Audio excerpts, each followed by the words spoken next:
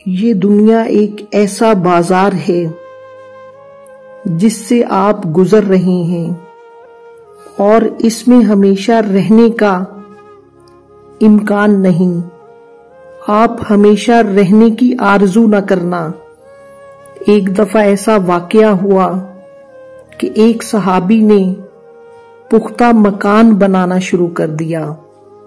حضور صلی اللہ علیہ وآلہ وسلم وہاں سے گزرے تو آپ نے پوچھا کہ یہ کس کا مکان بن رہا ہے؟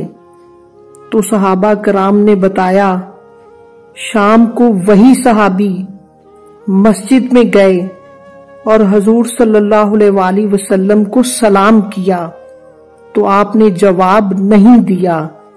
اس صحابی نے باقیوں سے پوچھا کہ حضور صلی اللہ علیہ وآلہ وسلم ناراض کیوں ہیں؟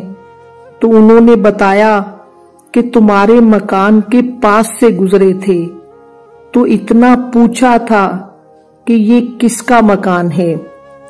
تو وہ صحابی جا کے مکان گرا آئے اور پھر آ کے سلام کیا۔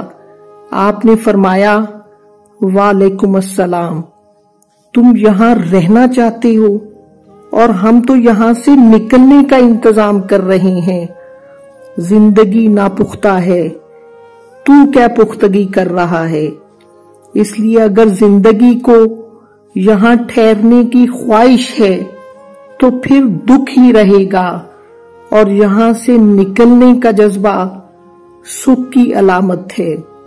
اگر یہ کہا جائے کہ چلو اب جانے کا وقت آ گیا ہے تو پھر یہ نہ کہنا کہ ٹھہرو، ابھی 2-4 چٹھیاں لکھنی ہیں، پھر وقت نہیں ہوتا۔